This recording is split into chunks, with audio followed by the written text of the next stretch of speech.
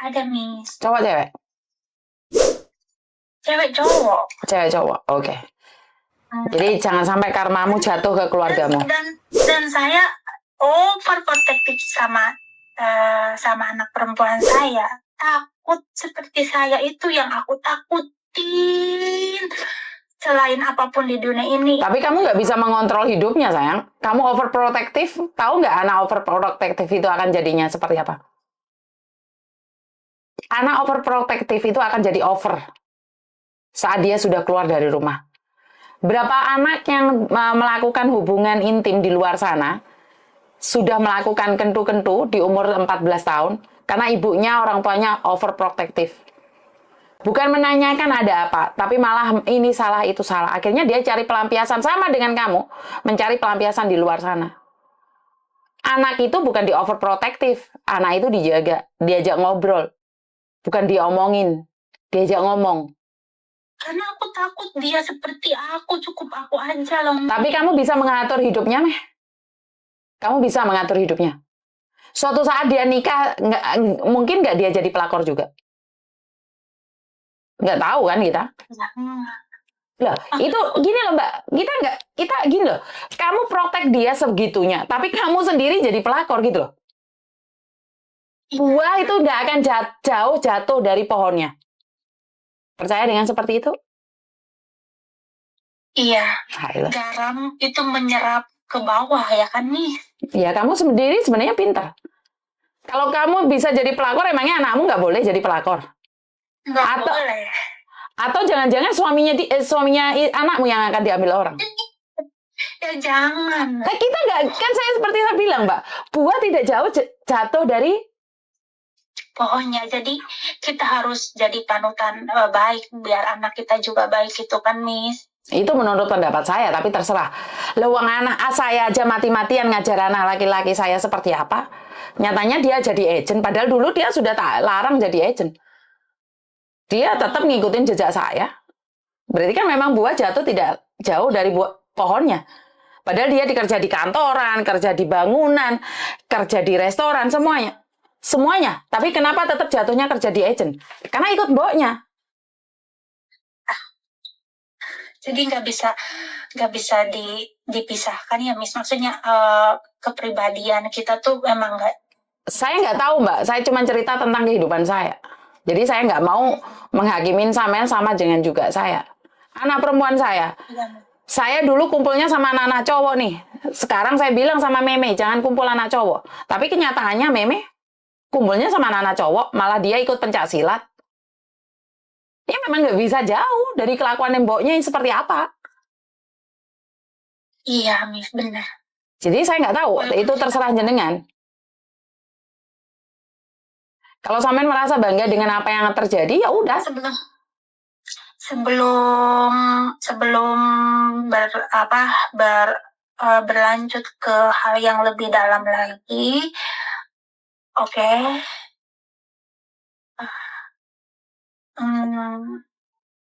Oke lah, saya belajar untuk menghargai diri saya sendiri itu, walaupun itu tidak mudah gitu loh. Nggak ada yang tidak mudah, Mbak. Semuanya tuh mudah kalau kamu berkata iya. Tidak ada yang tidak mudah. Semuanya tuh mudah, tergantung dari kamu dan niatmu aja. Kalau sampean bilang mudah, mudah kok. Tapi kalau kamu bilang susah, ya susah. Ya udah terserah. Seperti yang saya katakan, anak tidak akan jauh kelakuannya dari mboke, dari bapake. Itu nggak jauh. Saya itu sudah nitipin anak laki-laki saya ke neneknya. Harusnya dia tidak tahu jejak saya. Anak perempuan saya titipkan sama ibu saya. Seharusnya dia tidak tahu jejak saya. Kenapa anak perempuan saya malah kelakuannya kayak tomboy? Karena dia tahu mboknya seperti apa. Aliran darahnya seperti itu. Makanya saya sangat kesulitan sekali nata anak saya yang perempuan. Karena sebenarnya apa yang dilakukan oleh anak perempuan saya itu adalah kelakuan saya. Iya ya, Miss. Nggak bisa, nggak jauh Mbak. Kamu protektif anakmu mau gimana? Lah kamu aja nggak bisa jaga dirimu, kok gimana kamu jaga anakmu? Bagaimana kamu mengajarkan anakmu sebuah harga diri, sementara kamu tidak bisa menghargai dirimu sendiri? Bagaimana kamu mengajarkan anak tentang lampu merah sementara kamu selalu nyerobot lampu merah? Aku kan anak aku belum pulang aja jam 7 malam ya. Aku bilang pulang udah malam loh. Udah malam buruan pulang. Jangan lama-lama di luar. Iya mas sebentar ini. Aku tuh pokoknya takut terjadi. Emangnya kejadian itu terjadi di malam hari aja? Selingkuh kan bisa aja di siang hari. Melakukan suatu asusila bisa di siang hari. Seperti yang saya katakan, pokoknya apa yang kamu lakukan dahulu, itu yang dilakukan oleh anakmu. Mungkin anakmu kan jauh, nggak dekat sama kamu. Kamu nggak tahu apa yang dia terjadi. Saya tidak berbicara tentang kamu, berbicara tentang diri saya sendiri. Anak saya suka camping, malam keluar, pencaksilat, jam 3 malam ke kuburan. Itu yang dia lakukan. Itu sama dengan saya, padahal saya tidak pernah menceritakan masa lalu saya sama anak saya. Kadang-kadang saya cuma mikir, kenapa Meme dulu pulang Indonesia? Kalau dia tetap di Hong Kong, nggak mungkin dia lewat-lewat kuburan tengah malam. Tapi mau gimana lagi? Mau gimana lagi? Dulu saya melakukan itu. Paham nggak? Jadi menurut pendapat saya, jangan katakan itu kamu mencintainya apa gombal mukio. Tidak. Tidak ada cinta untuk sebuah pelakoran. Iya. Yang ada hawa nafsu. Mungkin penasaran. Tidak, nafsu. Dan kamu ingin tahu manuke dia lebih besar sama manuke bojomu apa enggak, itu aja. Itu aja menurut pendapat saya. Manuk lagi. Loh, bener gak sih? Kalau bukan gara-gara manuk, kamu nggak mungkin dong terpincut-pincut. Enggak loh, Mi. Ya, saya nggak tahu. Saya cuman berpikir jelek aja. Kalau kamu tidak membutuhkan manuk, kenapa kamu kejar-kejar manuk orang? Mi, aku nggak ngejar, nggak pernah nelpon dulu. Saya nggak tahu, Mbak. Saya nggak tahu. Saya cuma dengar sama cerita. Kan saya boleh dong ngomong atau menghakimi. Tapi aku kan ngomong, Miss. Ya, Miss nggak tahu. Tapi kenyataannya aku tuh nggak pernah telepon dia dulu. Mbak, dua tangan ini tidak akan ada bunyinya kalau dua-duanya tidak bertemu. Oke? Dia nelpon kamu, tapi kamu tidak mengharapkan dia. Nggak bunyi ini tangan ini. Ini nggak bunyi. Ini berbunyi karena dua tangan. Oke? Jadi jangan kasih saya alasan bahwa kamu tidak mengejarnya. Kalian itu uber-uberan. Kayak penari India. Habis itu nari-nari, joget-joget. Sudah bisa menyakiti hati orang, bangga. Habis itu aja. Nggak ngerti. Saya nggak ngerti. Saya sudah bilang nggak ngerti. Ya menurut pendapat saya seperti itu. Istri sendiri aja ditinggalkan, pelakor sih dipuja-puja. Orang masuk di akal. Dia bilangnya kan gak cinta, Mi. Gak cinta sama siapa? Iya. Gak cinta dikentu. Terus apa maksudnya? Komenti anaknya? Hah? Bullshit wong lanang iki. Alah gombalmu ki yo. Ngelek nganu sing nguber-nguber wong lanang kayak ngono lek ditinggal wong lanang jare semua laki-laki itu bangsat bajingan. Wong senengane ngrusak rumah tanggane wong. Iya, Miss. Pokoknya saya tidak setuju dengan pelakornya. Karena pelakor itu menyakiti banyak orang.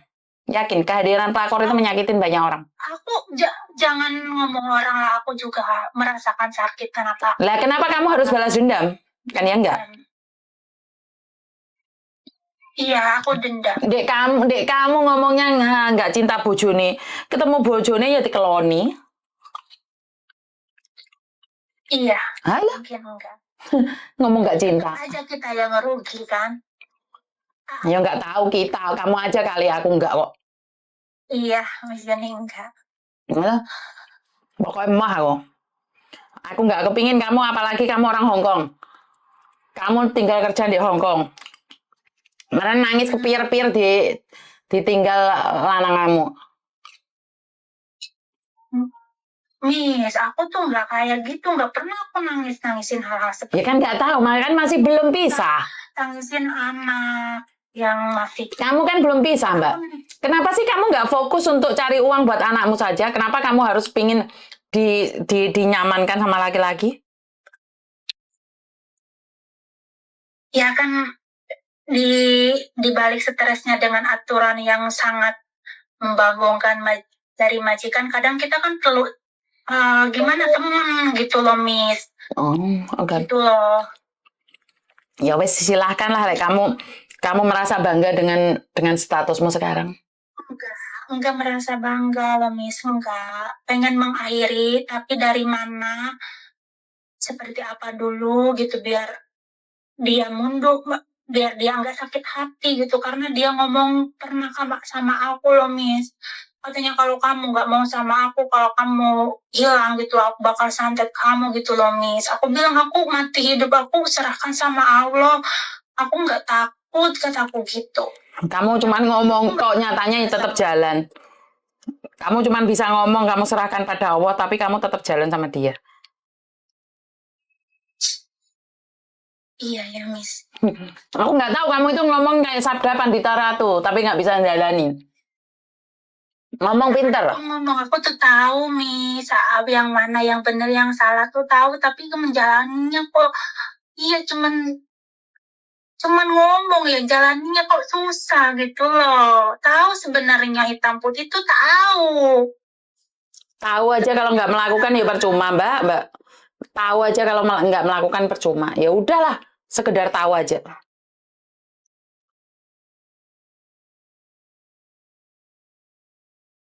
Jadi say no untuk pelakor ya, Miss ya. Nggak ngerti, kamu artikan sendiri, saya. Saya tidak ingin menghakimi.